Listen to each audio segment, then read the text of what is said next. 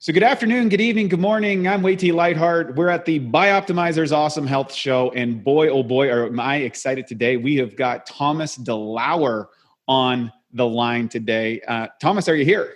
I am here, Wade. What's going on, man? Great to have you on board. Thanks for taking the time to be on here. And for our listeners, Thomas and I just met up a few months ago at an event in California, and we've been working our schedules to get him on here. He has an amazing transformational story that he's going to share with you. And we're also going to dive into a really, really important topic, which is about inflammation. And a lot of people call this the silent killer. For those who don't know, we had an earlier recording with naturopathic Dr. Corey Hawley and founder of the Chi Institute. And he talked about inflammation as the one thing that's happening to everybody. And it's what leads to disease. It leads to degeneration. It leads to a host of problems. And the problem is you can't feel it. There's no indicators until it's too late. So without any further ado, Thomas, tell us about how you got to where you are. I mean, you have an amazing physique. It's absolutely mind-blowing, but a lot of people might not know the backstory to that. Totally. Yeah. No, my story is simple. I wasn't always like this, not in any stretch of imagination. So, I mean, there was a long period of time where I was grossly overweight. And a lot of it started when I was working in the healthcare space. So I'd owned an ancillary lab services company. So I basically provided lab services to different healthcare organizations and to different doctors. And ultimately, I was going through a major acquisition. I sold that to a private equity firm back in 2012. And while I was going through all the stress of that, I gained a lot of weight, all the way up to 280 pounds. And now, I was an athlete in high school. I was an athlete in college, and it was just a matter of the hustle and bustle of life and, chasing the dream, so to speak, chasing the dream of success and money and all that. And my health took a back seat, plain and simple. And I thought because I was young, it wasn't going to matter. And it really wasn't until, quite honestly, my sister's wedding, where I saw some photos of myself and I saw that, holy cow, what the heck have I become? And it was like at that point in time, a switch flipped, absolutely. And I was like, wait a minute, here I am, someone that is preaching professionalism and preaching discipline in every aspect of my life, yet I'm living this way. And it was at that point in time where I needed to start making a change. And to make a very, very long story short, I ended up losing about 80 pounds in that first year and a couple of months, and polished off the last 20 over a couple of years after that. So by and large, lost about 100 pounds. And it was just a matter of really changing how I looked at health and how I looked at dieting. It wasn't so much what I was doing. It was more so the mindset behind it and understanding what truly drives, like you mentioned, inflammation, what truly drives digestion, what truly drives us as individuals to really get the most out of our diets. You touched on some great points there. And mindset is a big thing. What were some of the things that you discovered, or what was the components of changing that you felt was able to facilitate that transformation? Because it's a remarkable transformation. Yeah, there were a couple of things. I mean, there's things that facilitate change that I refer to as more tangible things, right? So there's a couple different facets that I look at. The tangible things are things like your family, things that you can see, things that you can touch. Of course, I want to be healthy for my family. Everybody says that. Of course they do. There's things like, sure, I want more success. I want more, more of this, more of that. I want more energy. But then there's the things that are a lot more intrinsic, the things that are a lot deeper down that maybe you don't register until they're in retrospect. And that was, simply put, that I wanted to have success and balance in all assets of my life, really. I found that the moment that I started to take control of my health, the moment that I was starting to be more focused on how I ate and how I really controlled what I put in my body, there was a direct input-output correlation with how I performed in the office and how I performed with my family. And I think subconsciously, that was really what was driving me more and more and more. We talk about neuroplasticity. We might touch on this a little bit today when we talk more about the science of things. But I mean, neuroplasticity, when your brain creates these new neural pathways, and it's like, as soon as I started getting more disciplined with my diet, started focusing on things, then all of a sudden I was able to focus and become more disciplined in other areas of my life. So when I say there's two different areas that you can look at, I encourage anyone that's really going through any kind of transformation or attempting to not just focus on what is tangible and what is touchable, because in the grand scheme of things, that's just smoke and mirrors. That's just what is, quite honestly, sort of a distraction from who you really are. And you need to find what is driving you to make that change truly internally. What were some of the things for our listeners that in the physical world, you talked about the inner game kind of, like, what were some of the things that you had to change to go from that? The funny thing is, it was relatively simple. It was just the biggest thing, and I'll just touch on this, is eliminating gluten from my diet, period. That was something that for years and years and years I thought was just a fad. I thought that going gluten-free was a fad. I thought that that was just something that was just a hype. And, as I started understanding inflammation and autoimmune disease and that whole world, I realized what a huge, huge part gluten plays in, what are called your TPO antibodies and what actually affects your thyroid. So I'd say the biggest, single most physical thing was just eliminating gluten. And it's so simple to do. It was, I was still able to eat bread. I was still able to eat things. It wasn't like I was having to make these giant, giant pivots. It was just making one conscious decision. But in terms of the other physical things that I had to change, I had tried dieting before. And one of the things that I was constantly doing was, eating every 2 hours. I was constantly doing that, eating every 2-3 hours, because I thought it was the way to do things. And as you know, as someone that's a digestion expert, that's not the way to do things. That's very, very hard on your digestive system. So what I started doing is actually going back to a little bit more of a, quote unquote, archaic way of thinking, and eating, 2 or 3 times per day, sometimes even 1, doing some fasting and things like that, which wasn't difficult. It was actually easier because I didn't feel like, when you eat every 2 or 3 hours, you're reminding yourself every 2 or 3 hours that you're dieting. That's the way that I put it. It's like every time you've got that chicken and broccoli in front of you, it's like you're thinking, I'm dieting, I'm dieting, I'm dieting. But when you're actually taking a little bit of a break and you're thinking like a normal human, normal member of society, you get yourself out of that diet mindset, and it's a lot easier to attain your goals, really. You touched on another couple of good points. And, coming from the bodybuilding field, which was my old world, where you're eating, every 2 to 3 hours, and it's a very meticulous process. And of course that led to my crash and burn in 2003. It took me 16 years to blow my system up, because the advantages of those systems is that it boosts metabolism, but the disadvantages are it compromises your health and can contribute to inflammation, which is where most bodybuilders, strength athletes, and high performers end up at the end of their careers. If you look at sports, you don't really have a long durability as a high performer in that level. You talked about inflammation as a big component, and you and I are both big advocates on that. Can you explain? Because I love your science background. Can you explain what inflammation is from your standpoint and why it's so important to address? And then maybe after that, kind of go on, would be, what are the things people need to avoid that cause inflammation? Totally. Yeah. So the simplest way to explain inflammation without going into crazy, biochem or anything like that is simply, if you've ever bumped your knee or you've bumped your elbow, or maybe you've gotten stung by a bee and you see that swelling, you see the redness, or you feel it. That's what's called acute inflammation. Okay. That's inflammation that's occurring at the site, at the source of something that we have a direct relation with. We know what happened, but we see that inflammation. Now, I want you to imagine that inflammation happening at a cellular level consistently all day, every day, throughout the entirety of your body. That's what true chronic inflammation is. Now, when you think about the amount of energy that it takes to heal an injury, or let's talk about surgery. If anyone's ever had surgery, you know that in addition to, of course, the pain medication you're on, you feel run down because your body just went through trauma, and it's signaling a lot of different hormones and signaling a lot of different catecholamines and inflammation markers and cytokines to heal that.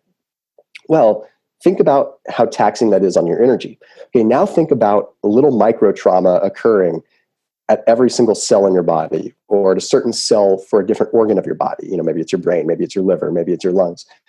You can imagine how taxing that could be. We talk about chronic fatigue. We talk about all these things. Well, flat out, right then and there, we're dealing with inflammation. It's pretty much the root of every disease state. So that's the simplest way to explain it. How it can relate with some other things is to the point where your immune system is essentially elevated. So when you have a cold or a flu, and I'm going to be completely honest here, I feel hypocritical saying this because right now I've got a nasty chest cold that's been going around. And I guess it doesn't matter how healthy you are. Sometimes you still come down with this stuff. But anyway, the point is when you get a little bit sick, that same thing, that immune response that is causing you to feel run down and sick, that is inflammation at its very best. At the same time that inflammation is doing good things for your body and helping you heal, when it goes uncontrolled and when it's where it should not be, is when we start running into a very, very serious problem. And in my opinion, Wade, it's not out there enough, or perhaps it's too complex for people to truly understand because people aren't putting it out there in a very comprehensive way. It's much more scientific and high level, which quite honestly scares most people away. And it did me for a very long time too. You make a really good point about the complication of things through, I call it's almost an elitist medical talk, and not to disrespect our scientists and medical doctors out there, but it does scare people away. And then, they tend to avoid these things. What are some of the things that you feel, you mentioned gluten earlier, what are some of the things that you feel that people may be doing in their lives that is causing them to have inflammation inside their bodies? Totally. Well, there's some things that we just simply can't avoid, Wade, and that's just the result of the world we live in today. So no matter how much we try, we're not going to avoid the dioxins, we're not going to avoid the BPAs, we're not going to avoid the DDTs, we're not going to avoid the toxins that are in the air that we breathe. Unfortunately, it's the sad truth that we as the human race, or any species right now, are going to succumb to inflammation simply because of what we're exposed to. So there's some things you simply can't avoid, but it's important to note that everyone at some level is suffering from inflammation right now. But some of the things that truly can be avoided, I'm a huge fan of avoiding dairy. I mean, simply because dairy plays a big role in what happens at a cellular level with inflammation. You see, when we're consuming dairy, for instance, we're consuming another animal's proteins, another animal's milks. Although it may not be totally killer for us, it may not be detrimental to our health at that very point in time, when you actually look at it in the way that I described previously, we have a foreign body coming into us. We have a foreign object that the body is saying, this isn't human. Of course it's going to fight it off at some point. It's going to fight it off even if it's just a small level. And that fight may not be where you come down with a cold or a flu, but your body's going to be run down trying to metabolize this thing and trying to fight off what predominantly shouldn't be there. So that's a good example right then and there. Of course, the gluten is one. Even a lot of grains we should be a little bit weary of. I mean, some of the rye out there, some of the barleys, they have very similar protein structures to gluten. So when they are assimilated in the body, they trigger the same response.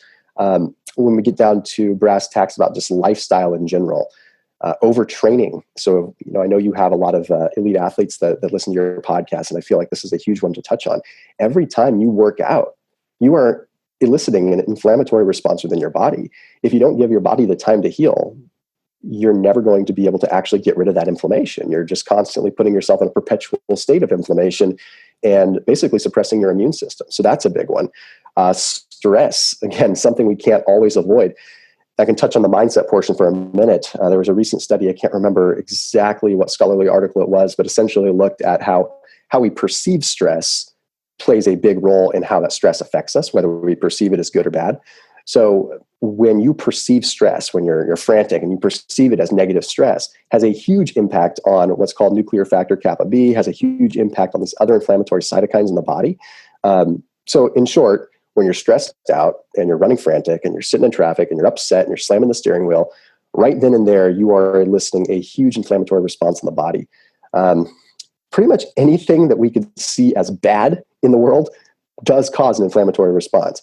But of course, there's those things, like I mentioned, like milk, where we don't always see it as bad, right? The dairy industry tells us that milk is great because it gives us calcium, and we need calcium. But that's not how it goes. We get enough calcium from other foods. Great information. A lot of people are suffering from, what are some of the signs, I guess you would say, of someone who would be suffering from chronic inflammation? What would be the things that they may notice developing over time? Yeah, no, I'd say the number one thing is chronic fatigue. That's just the main thing. Why can doctors not diagnose chronic fatigue? Why are they so stumped by it all the time? Why are they just running test after test after test? Because it's so big and so obvious. It's right in front of their faces and they don't realize it. It's right there. If you look at anyone's C-reactive protein levels that are suffering from chronic fatigue, they will be elevated, indicating that they have high levels of inflammation. Problem is, and if I can be completely blunt here, because I came out of the healthcare industry, I can say this, that a lot of times, since there aren't necessarily reimbursement codes for doctors to bill out because of inflammation, they go undiagnosed because there's no real way for a doctor to be compensated, or for a medical group to be compensated by simply diagnosing someone with inflammation. So even the best doctors in the world are in a jam because they're saying, well, there's no way for me to just say you have inflammation and bill out insurance for it. And doctors are a business. They have to make money. And it's absolutely respectful to talk about it like that. So, but unfortunately, the patients end up suffering because they end up not getting the full comprehension that inflammation is right in front of their faces. But another one is brain fog. That's a big one. Not being able to truly focus, not being able to have that cognitive function that you used to have, not being able to, feel like you did in your 20s when your brain was sharp. Well, I mean, you're having this cumulative buildup of inflammation that's totally affecting your brain. And inflammation can cross through the blood-brain barrier and definitely make it so you don't think as clear.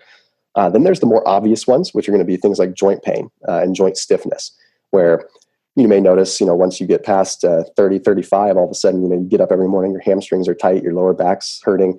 All of that is a direct correlation with inflammation. If we can control that, those things, I can't say they go away, but they definitely diminish.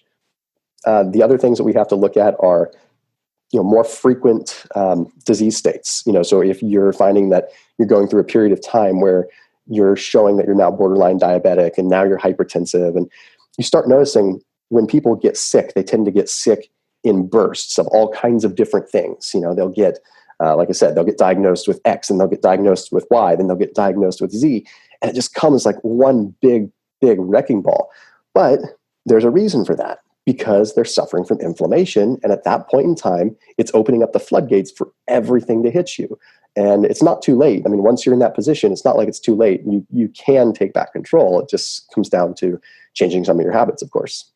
I want to reach out to the listener right now who's just, you've just struck home with them. You've just hit a chord. They're going, that's me. I feel that. I've got those issues that you were talking about, or I'm relating to that. What are the things that you would suggest that they need to do immediately to get out of that chronic state of inflammation?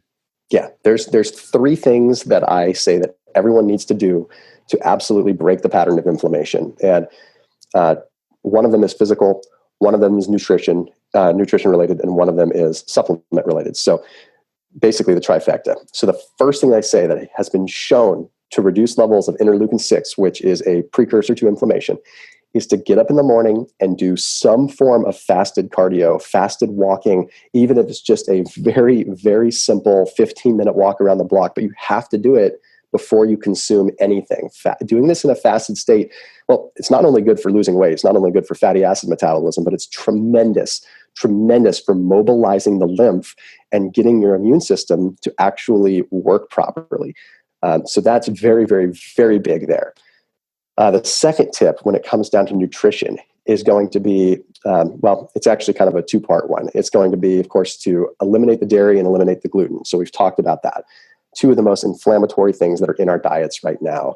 I know I always hate, because I talk to a lot of people about health, and one of the things I hate doing is telling people to take something away from their diet. I usually like to, how can I give you something to add? Because I hate focusing on a negative. But I do have to say, for the most bang for the buck is just chill on the dairy and chill on the gluten. And you will notice a remarkable difference. And then the quick question. I'm sorry to interject, but a quick question on that, because I know it's going to come up. What is your thoughts about like whey proteins and things like that as far as an inflammatory response in your experience? Yeah, totally. I mean, of course, Wade, I came from a similar background in terms of how I trained before from a bodybuilding perspective when I was going through my transformation. So I consumed a lot of whey protein at that point in time. I'm not anti-whey protein. I'm a huge advocate if it's going to be whey protein isolate. You want to make sure that, whenever you can, you're getting an isolated form of whey protein, because whey protein is straight protein. It doesn't contain as much of the dairy components, but when you have whey protein concentrate versus whey protein isolate, you have two different things. Whey protein concentrate still contains all the milk solids, still contains the milk sugars, which your body has a hard time breaking down. Whey protein isolate is the isolated protein from the whey. So it's much more pure. Even still, if you're taking a whey protein concentrate supplement, it's a heck of a lot better than drinking a glass of milk. I'm mainly talking about completely unbroken down, flat out milk. that's really the big one. I consume Greek yogurt from time to time. just because the digestive component and the probiotic component and the actual process that's broken down kills off a lot of the milk sugars and a lot of the enzymes that would actually cause distress in your body. So I don't want to sound hypocritical when people see me posting a recipe video of eating some yogurt. It's really coming down to just chilling on the cheese, chilling on the dairy, like the milk and things like that. And, sparingly use the whey proteins and sparingly use the things like yogurt and cottage cheese.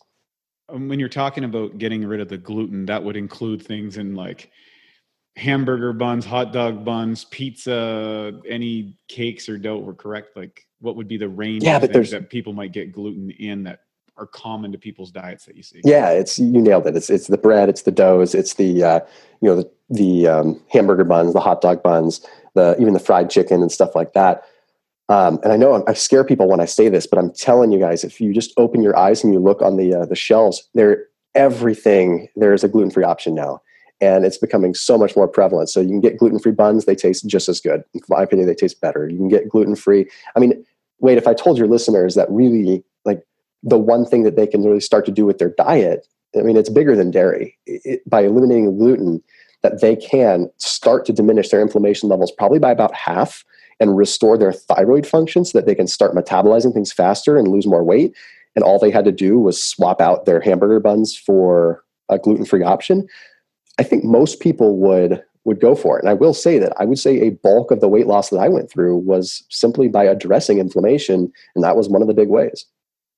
I know we're going to get to the third one, but you touched on something really magic here. I think a lot of people don't talk about, and that's the relation of, gluten consumption, inflammation, and thyroid, which is tied to metabolism. Can you talk about that for a sec?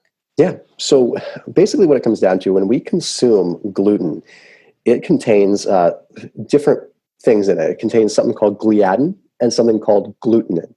And basically the simple story of it is gliadin is the protein that makes up the glue-like structure of gluten. Okay. And that glue-like structure is what holds it all together. It's what makes bread come together outside of the yeast and everything like that. It's what gives it structure. Well, the problem is that gliadin, that protein, doesn't get metabolized by the body very well. We actually produce an antibody for it. And why that happens is simply because of overconsumption over the last 50 years. In fact, there was a study, I can't remember exactly where it was, but I'm always digging into these things, that looked at frozen Sara from the 50s versus serum from today. And what they were looking at was, how does this serum, or does the old Sara how does the old Sara get affected from gluten versus our Sara today? And by Sara, I mean serum, basically looking at blood, looking at plasma and everything like that. Well, get this. When they gave that old Sara from 1950s exposure to gluten, there was very little inflammatory response, a small amount. 1 in 4, basically it came out to 1 in 4 people would have had somewhat of an issue. Well, that tripled when you look at it in modern day. So nothing even changes with the gluten. It's us that have changed.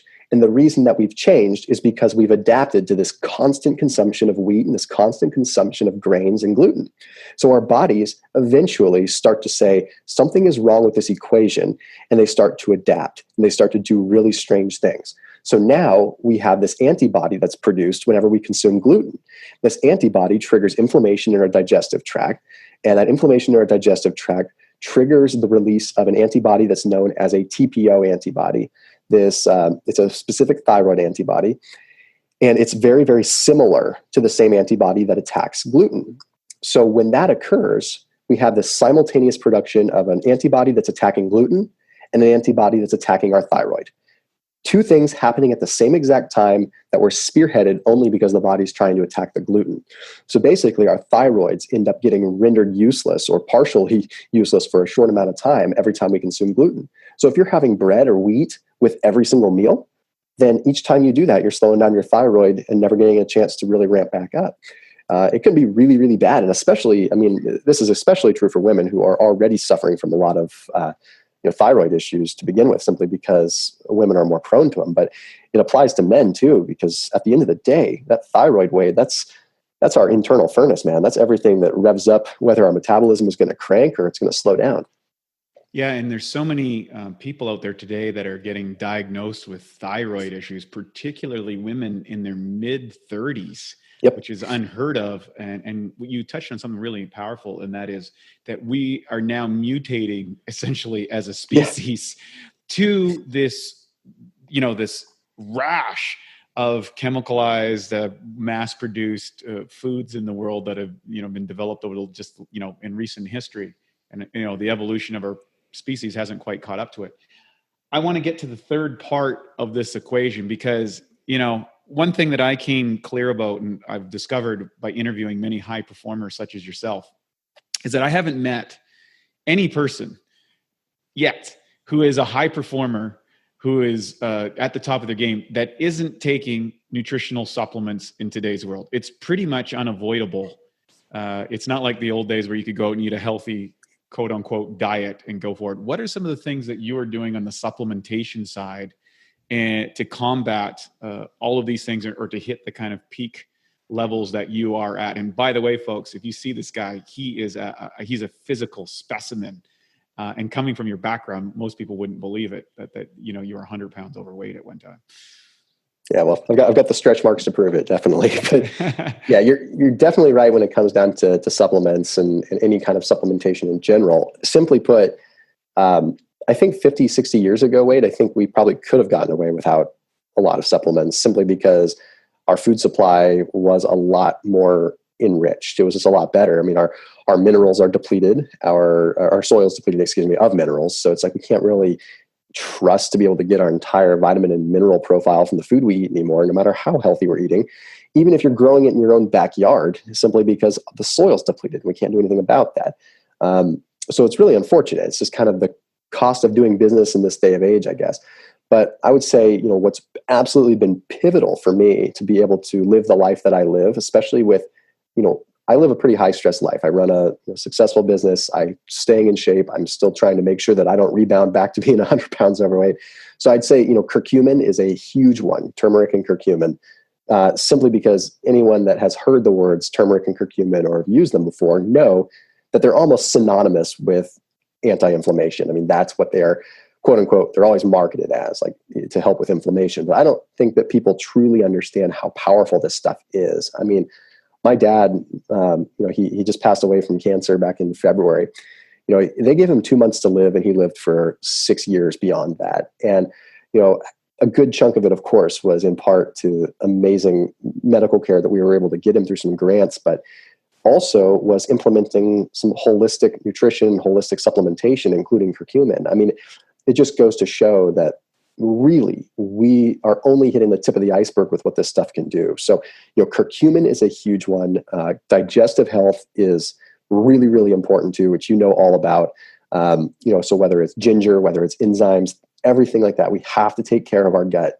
And, in addition to that, I'm a huge fan of making sure you get the right minerals into, getting good magnesium into, but that's kind of a given that I think everyone needs to know. But, I mean, I've heard some podcasts before from you. I think you've touched on curcumin, you've touched on inflammation here and there with a couple of those doctors that you've had on. But I mean, what's your knowledge base in the world of curcumin, Wade? I'm just kind of, what have you heard by and large? Because I want to get a perspective from you on what you know about it. Well, thanks so much. Well, the big thing is it's the most well-researched nutritional supplement in the world. And it's literally been around for thousands of years, of course, showing up in Ayurvedic and Chinese cultures. And it's well researched and well utilized in Asia.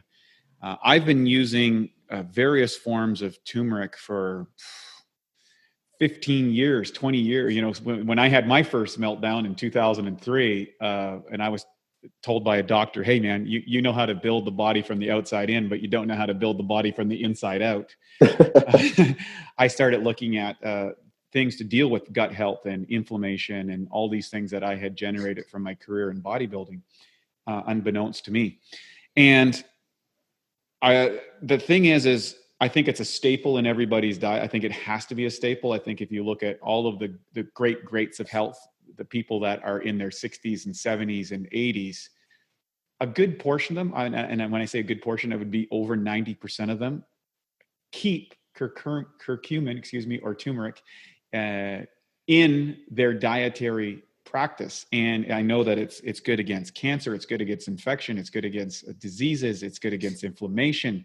It's good for your brain health. It can help reduce the symptoms of Alzheimer's and other mental issues. It's good for the nervous system. It's great for your skin. It makes your teeth shiny. You can dye your clothes with it if you want. But there's a caveat here.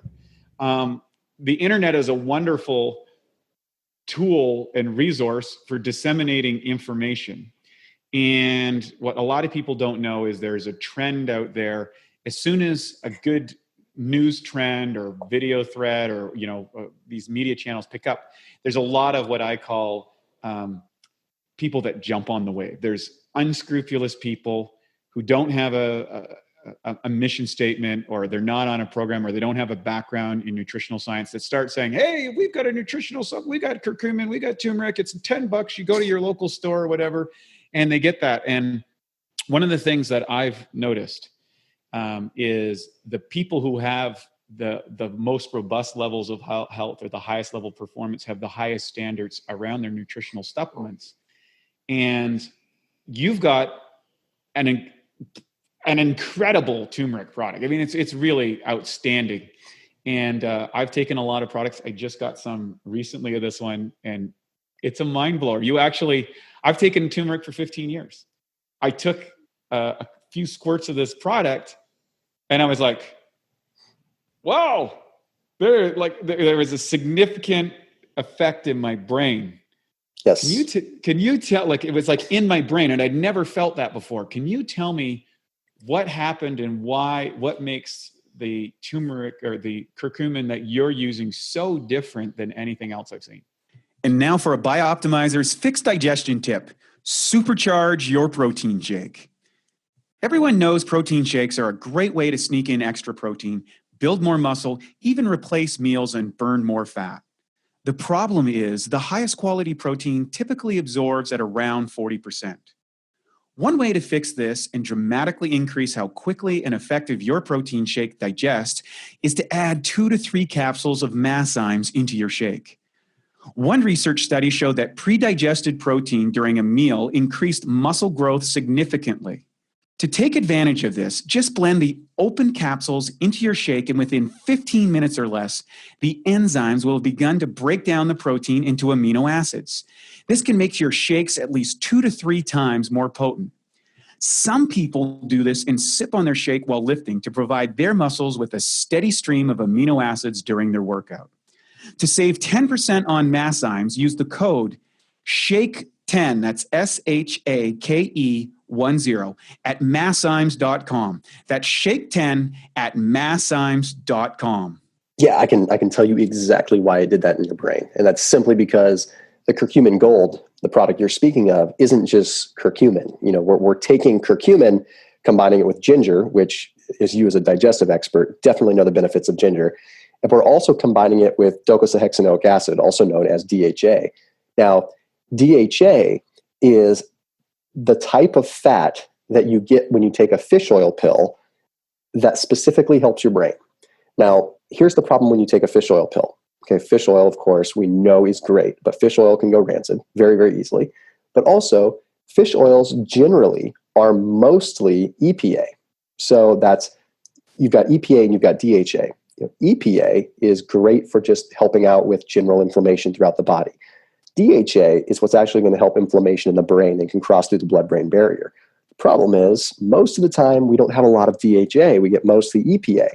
So what we've done is we've taken pure DHA from an algae source, because we also know that we have a lot of people that don't want fish oil simply because it goes rancid, or for ethical reasons, they're vegan, they're vegetarian, whatever. So we got it from an algae source, which science has now shown has actually a better absorption than even from fish oil. They compared it to salmon, taking algal oil versus eating fresh wild-caught salmon, and people absorbed more DHA from the algal oil than they did from the salmon. So what we've done is we've taken a trifecta. We've taken that curcumin in a very interesting way. I'll explain that momentarily. We've taken the ginger and we've taken DHA. So now we have this anti-inflammatory power of curcumin. We have ginger that's allowing the digestion to occur and reducing inflammation within the digestive system. And then we have DHA that now, because of the other components, is able to actually be absorbed. That helps you with the brain. So we've got body, gut, and brain, all addressing inflammation through each different avenue. And what I always tell people when they take curcumin gold is they're going to feel it where they need it the most. So Wade, the reason you probably felt it in your brain is you probably had a lot more inflammation, a lot more stress built up in your brain than you did in other areas of your body. You probably didn't feel it as much with your gut because I know you're really good about taking your enzymes and you're really good with that. So where you needed it was mostly in your brain. I have other people that are very, very sharp and pay a lot of attention to their cognitive function. They take curcumin gold and their main thing that they've noticed is their joint pain goes away. And then I'll talk to another person who's like, oh my gosh, I can actually have a bowel movement again. Like things are working again. And then I talked to another person that says the same thing you said, where they said, wow, my brain feels clear. So it's like it balances everything out. Wherever you are deficient, it's going to help you simply because we hit it from all different angles like that. Yeah, it's really impressive. And, I get to test a lot of different products around the world that, because I'm, constantly testing, I'm constantly bombarded, and I get to meet a lot of great people. And I got to say, it was one of the more impressive products that I've taken in the last few years. I was like, wow, not too often that you can feel something instantly, like literally instantly. I took a shot of it. I also gave it to my girlfriend. She tried it and she was like, wow, this is really something. And she's a big turmeric user. So kudos to you on that. I will put a link to that on the site. I think it'll be purethrive.com/awesome. That'll be great. And we'll keep that going for people. They can see that in the show notes. Oh, awesome. Cool. No pun intended. Is there anything else that we forgot about that you'd like to get into? Because I know it really does a lot of different things. And well, I do want to talk about because we've worked tirelessly on licensing this patent that goes along with it. And what we're talking about is how it's absorbed. A lot of, like, you've heard of a liposome, right, Wade? I mean, you talked to a lot of supplement companies, so you know what a liposome is. Can you explain that though? Can you explain that to our listeners? Totally. So a liposome is basically, the simplest way to put it, it's called like a phospholipid sphere, which means it has a fat-soluble end and a water-soluble end. A liposome allows a nutrient to be carried in basically a fat globe. I mean, that's the simplest way to put it. It's like a sphere that is surrounded in fat that protects a nutrient all the way through the digestive system so that it can be absorbed. Now, liposomes are tremendous, and I'm not discounting any liposomal product out there because they absorb far better than most. But we've taken it one step further, and we've added what's called a micelle. So when you digest fats, if you were to ever put fat in water, oil in water, the oil would float to the top and separate. It needs an emulsifier, right? So our body has a lot of built-in enzymes and emulsifiers that break down those fats. I think your Micelles actually has some of that. But it's basically, it's a hard process for your body to do, and it takes a lot of effort. What that does is it breaks down fats into little teeny things called micelles. Now, these micelles are genetically set up. They have the code to actually go through what's called the enterocyte. They go through your digestive system, and they go and they bind to the cell that they need to go to actually deliver the nutrient. So the way that I've described it, and I actually just filmed a video on this last week because it comes up so much. I took an onion and I said, this onion is a liposome. Okay. This onion can survive digestion. Imagine this big onion just going through a massive digestive system. So now if I were to start peeling off the layers of the onion, that's where the micelles would be held. So it's like we've got the liposome that's able to travel through the digestive system, but we've taken it one step further and we've put micelles inside that liposome. So now not only do you survive the first pass of digestion, you're actually getting laser targeting, like delivery confirmation to the cell. And this is something we really have worked tirelessly on because it's really, really important because curcumin is not bioavailable. Most people will tell you need to take it with black pepper. And that does help. It definitely helps. So they say that, by adding black pepper to it, you can increase the absorption like 2 to 4x. The hard part with black pepper and bioperine is it can be hard on your liver if you take it a lot, as much as you should be taking curcumin. By having a liposome and a micelle in it, studies have shown that it increases the bioavailability of curcumin, get this, by 185x. 185x? 185 times. So it's like... Wow. So that's our big thing. And that's our claim to fame. And we are super proud of that. And I'm not a marketer. I don't stand here and try to sell things, but I will gladly stand behind and say how proud I am of that, because that's what separates us. And it's pretty darn awesome. Wow. So two things. How much of this stuff do you suggest people take on a daily basis? Is there, how do you do that? Yeah. Well, like you said, you mentioned that probably people probably got curious when you said I took a couple squirts of this, because normally people are like, curcumin, this is a capsule or a powder. And you said a squirt of it. People are probably like, what's this guy talking about? Yeah, so this comes in a liquid form that actually tastes really good. It's sweetened with coconut glycerin that has no glycemic impact. Like I live a ketogenic lifestyle now, so I don't usually want to have carbs, so it doesn't affect me in a negative way. So you take about a tablespoon of it. Now, the thing is as far as I know, now I have to say this, full disclaimer, I'm not a doctor, but you can't really overdo it on curcumin. I mean, your body's going to assimilate, and what you don't assimilate, it's going to at least metabolize and digest and get rid of. So, I mean, I'll take anywhere from 1 to 6 tablespoons a day. And I vary that depending on a couple of different things. One, how hard have I been training? I work out a lot. If my workouts are tough, yeah, I'm going to take more because I know inflammation levels are high. Right now, being, unfortunately sick, I'm taking, 4 to 6 tablespoons a day, and it's helping me. I notice, non-steroidal anti-inflammatories like Advil and things like ibuprofen, terrible on our systems. And especially when you're sick, you're compromising your immune system more. So I can honestly say, and maybe I'm biased, but being sick right now, I feel so much better when I take a tablespoon of curcumin gold. I feel good for about an hour, hour and a half after taking it. I feel markedly better doing that than I do if I were to take even like 600 milligrams of ibuprofen. It's reducing inflammation through the exact same pathways.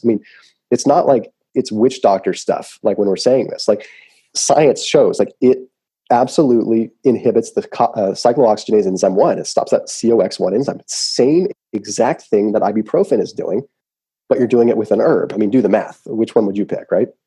I saw a recent study that demonstrated the power of curcumin and turmeric is more effective than the 10 most commonly prescribed prescription medications, which was pretty incredible. And the fact that you're getting this amount of product to things. Any other things? We focused on curcumin. Is there anything else that you're doing specifically, or that you suggest people should take on a nutritional supplement? You mentioned minerals, some other things that you might be doing that people should know about. Magnesium is a huge one. It's one I just feel like everyone should take magnesium. I feel like it's underrated. I'm also a huge fan of, glutathione as well. Again, that's, we'll probably talk in another date about that, but we've actually, again, patented that liposomal micellar form of glutathione as well. We'll talk about that at another point in time, but glutathione, very, very important just for helping the body's inherent ability to detox. The other one that I'm a huge fan of, honestly, I don't take your Micelles as much now, but I actually take your P3OM. That's a big one for me too. And I think we set up a link on that too. So it's the www.p3om.com/PuraThrive. When it all comes down to it, Wade, that's where you and I hit it off, right? When we met, you liked some of my content in the YouTube space because I've got a very large YouTube following that surrounds gut health. And I think you and I kind of hit it off talking about that, because I think you're spot on. Like you're right in the cutting edge area that people need to be when it comes down to truly understanding that it all starts in the gut and that enteric nervous system and brain gut axis. So a huge fan of that. So any way that we can reduce inflammation in the gut and reduce inflammation in the body, we can mitigate so many of these issues that are out there. Fantastic. Boy, this has been an absolute wealth of information. And I love the level of detail that you've gone into and the explanations that you've provided for people. You talk about, you've got a YouTube site, you've got some other things going on. I know you're doing a lot of other things, and I can't wait to get into the glutathione conversation at another time. That's another one. I'm actually playing around with that product right now and having some fun. How do people reach you? What's your message? What do you got going on in the next little while? Tell us all about it. It's a real opportunity, because I think you got a great message that people really need to hear. Yeah.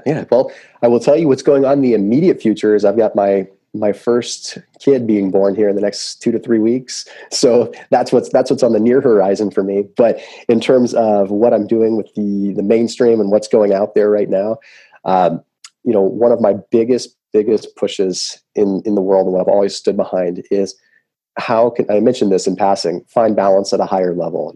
I work with some of the top entrepreneurs and some of the top business people in the world, and top surgeons, work with a lot of healthcare professionals just in terms of how do they optimize their lives and optimize their health to ultimately optimize what they're doing in business and also optimize what they're doing with their families. Because if we have one of these pillars, the pillars of success that I call them, if one of those pillars is not there, the whole foundation, the whole building crumbles. And we have a tendency as go-getters, as people that are hard chargers in life, to focus all of our effort in one basket. And we feel like in order to succeed in one thing that we have to start sacrificing in these other things.